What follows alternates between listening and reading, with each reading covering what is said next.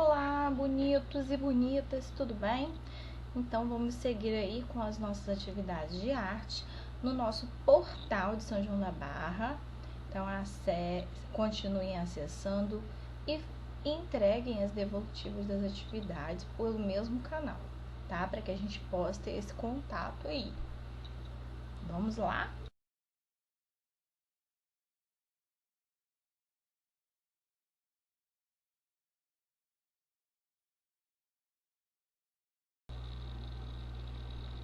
Então, vamos iniciar aí a nossa primeira atividade, né, com o conteúdo referente à nossa série. Então, a gente tem aí a arte moderna e a gente vai frisar basicamente no impressionismo, né, o que foi esse estilo artístico, qual a finalidade dele, os propósitos e tal. A arte moderna é um termo que se refere às expressões artísticas surgidas no final do século XIX, que se estenderam até a metade do século XX. Os artistas desse momento, eles vão buscar um rompimento com as regras. Que regras são essas? Regras das academias, impostas que as pinturas deveriam ser perfeitas, retratar a realidade, e vão buscar um novo estilo capaz de expressar a vida moderna. Isso tudo aconteceu porque, com o advento do nascimento da fotografia, não havia mais a necessidade do homem, né, criar imagens que fossem cópias da realidade. Então, o movimento que é considerado o marco inicial da arte moderna é o impressionismo, e é o que nós vamos estudar agora. O impressionismo, né, foi um movimento artístico que surgiu na França no final do século XIX. Os impressionistas buscavam retratar em suas obras os efeitos de luz do sol sobre a natureza, por isso quase sempre pintavam ao ar livre. A arte impressionista, também conhecida como Revolução da Mancha, surgiu na Europa e visava uma profunda pesquisa científica relacionada com a luz. Os artistas desse movimento retratavam os objetos e as pessoas expostos à luz natural, e sua pintura era processada em tempo real.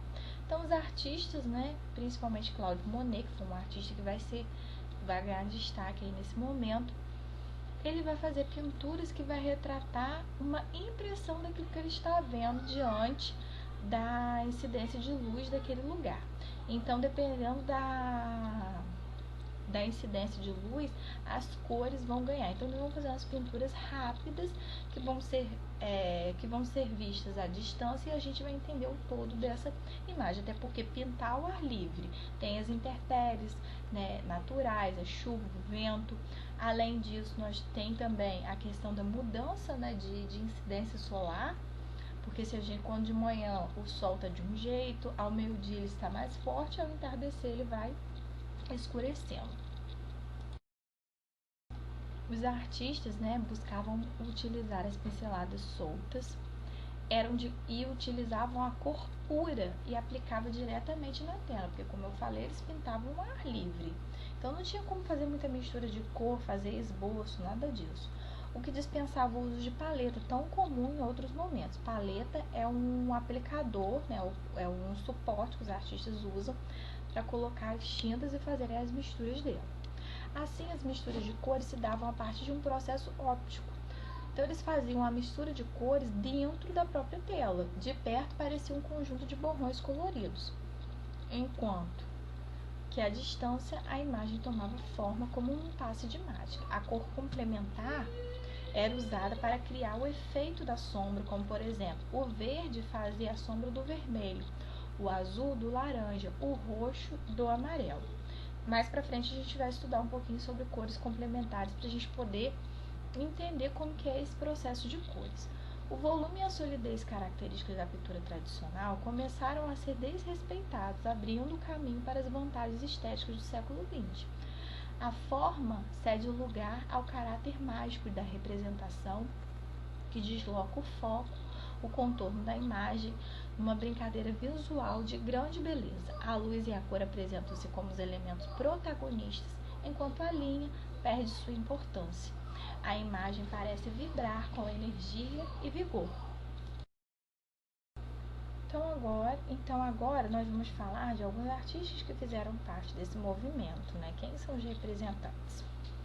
Claude Monet, ele valoriza a pintura de paisagem, conferindo a ela mesma a importância dos gêneros nobres dos retratos e das cenas históricas.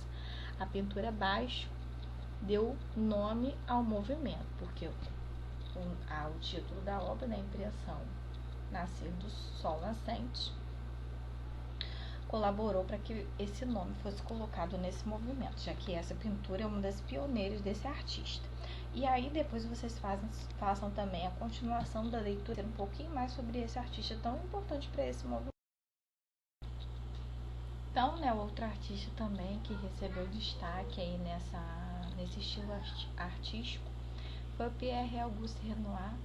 Seu estilo artístico era marcado pela presença de cores fortes e brilhantes, texturas e linhas harmônicas, e suas pinturas prevaleceram as figuras humanas em grupos ou individuais. Ele pintava cenas do cotidiano dos parisienses, né? E fazia essas pinturas ao ar livre dessas pessoas aí. Então, aqui nesse quadro, nós temos um pouquinho mais sobre o artista. É válido uma boa leitura aí. E o último artista destacado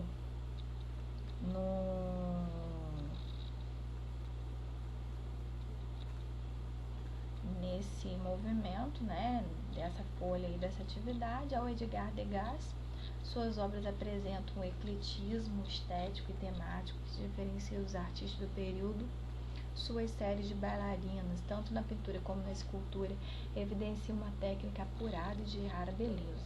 Ele também fica conhecido como pintor das bailarinas, porque ele gostava de pintar o movimento da dança, né, do balé, que o atraía tanto e fazia esses tipos de pinturas. Além de fazer pinturas ao ar livre, né, entre outros temas que ele utilizou para fazer seus quadros. Saindo dessa parte aí de texto, né, de compreensão do conteúdo, nós vamos para a parte de atividade. Então, as duas primeiras questões vocês vão indicar as respostas corretas, de acordo com o que a gente acabou de estudar, né, o que foi o impressionismo na primeira questão. Então, qual seria a resposta? Letra A, letra B ou letra C? A segunda questão, qual era o foco principal dos pintores impressionistas? Então, vocês vão também fazer a marcação aí da resposta correta. Na terceira questão, né, qual desses artistas abaixo citados era um impressionista francês?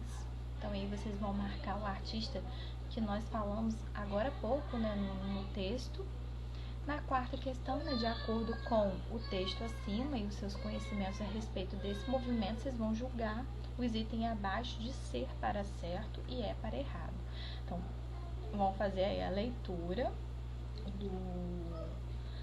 das afirmativas 1, 2, 3 e 4 e vão colocar, né, na frente, nos parênteses, letra C ou E, de acordo com o que está no texto e de acordo com